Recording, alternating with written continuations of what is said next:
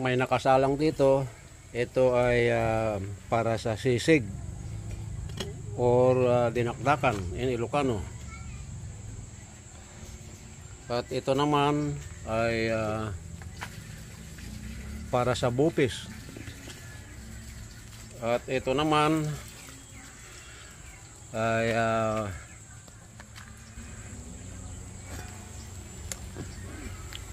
balbakwa. Yan yung balbakwa.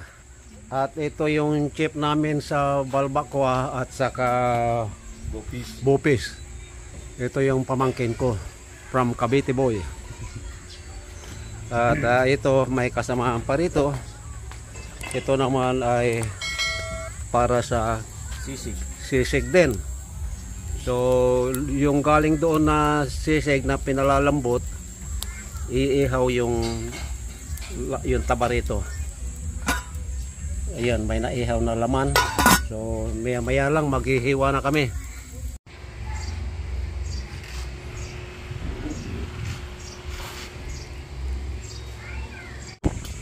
So hihiwain na yung ating sisig.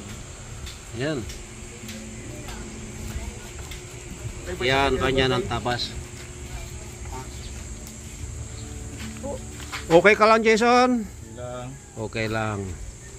Ito ang aking assistant chef cook. Ito naman si master ng bupis at saka ano yung isa? Balbakwa. Ayan.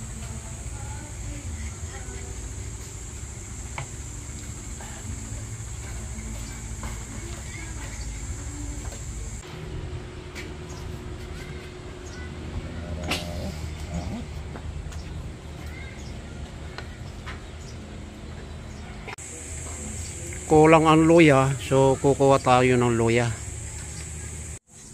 Yan, hindi pa naubos yung ating tanim na luya. Ayan pa oh. Oh, ayan. Na-harvest na yung iba. So ito naman ang iha-harvest natin.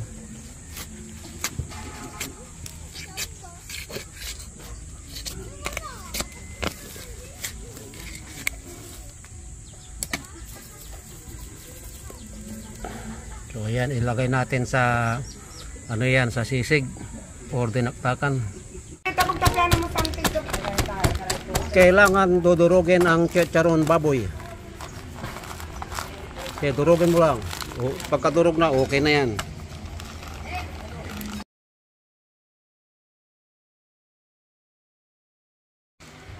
Okay, ngayon itong aking pamangkin, tinetrain ko siya. Marunong siyang gumawa ng ganitong klase, pero ito iba ito. Ito ang sekreto ko kung bakit tuwing gagawa ako ng ganito mabili, lalong lalo na nung nasa Canada ako, dahil naging chef cook ako ng Toronto Mabuhay Lions Club.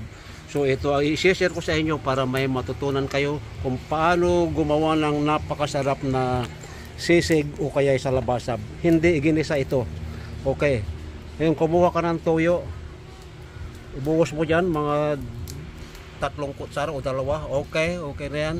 Suka, mga ganun din karami o higit pa dyan. Alright, ilagay mo ngayon itong luya at saka sili. Utak po yan ng baboy, brain. Ilagay mo na rin yung sili. Paminta na 2 kutsarita. Yan. Ngayon, parang kulang, dagdagan mo pa rin ng suka, vinegar.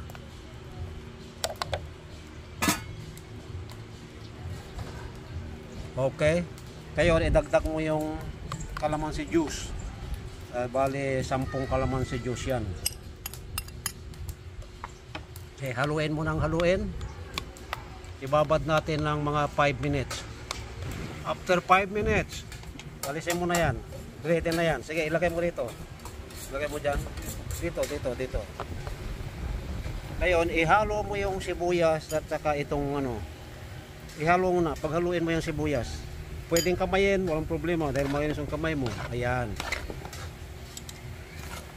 Haluin.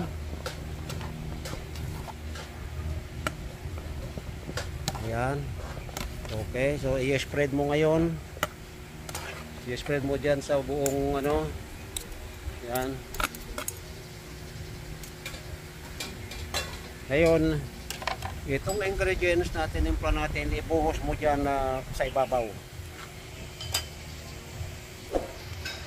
Kasi hahaluin naman yan. Sige, yan.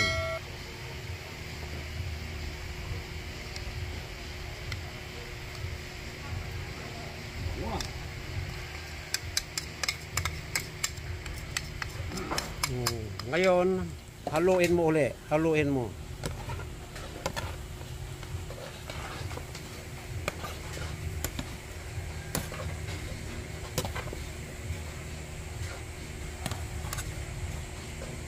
Yan, ganyan lang. Sige, halo ng halo.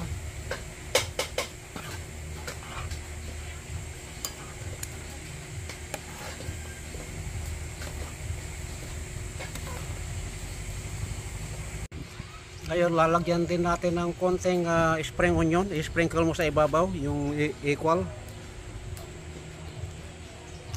Huwag nang maraming spring onion dahil napakarami naman ng sibuyas yan. Ngayon, paibabawan mo ng sili, huwag mo nang pistahin, ikalat mo dyan sa ibabaw.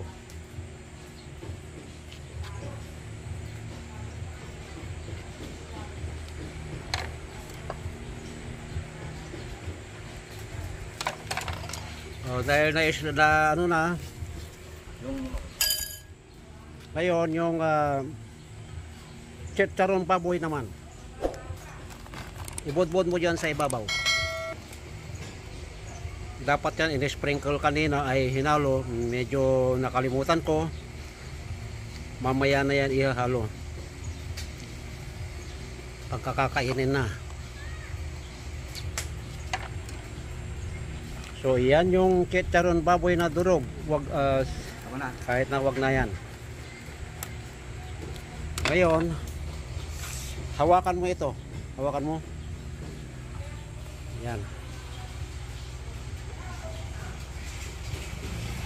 So ito na yung ating sisig na hindi ginisa. Instead na mayonnaise, ang nilagay dyan yung utak ng baboy, brain ng pork, brain ng pig. So iyan po ang aking sekreto kung paano masarap ihain sa ulam na pulutan pa. Ngayon, anong masasabi mo, Jason, kaanakan, sa natutunan mo? Okay. Ganda. Ready to eat na. So sana yung sistema mong dati, okay din yun, masarap din yun. So aywan ko lang kung anong masasabi mo talaga rito. Tikman mo nga, Tube. Ready na. Yan, patitikman natin sa chip.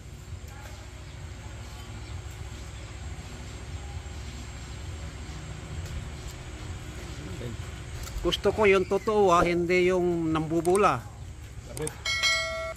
Okay. Malaki talaga. O, tama lang daw talaga. So, maraming salamat, Jason, sa tulong mo. At sana yung natutunan mo ito ay ma-share mo rin pag ikaw ay nagluto sa ibang okasyon. Okay? Thank you.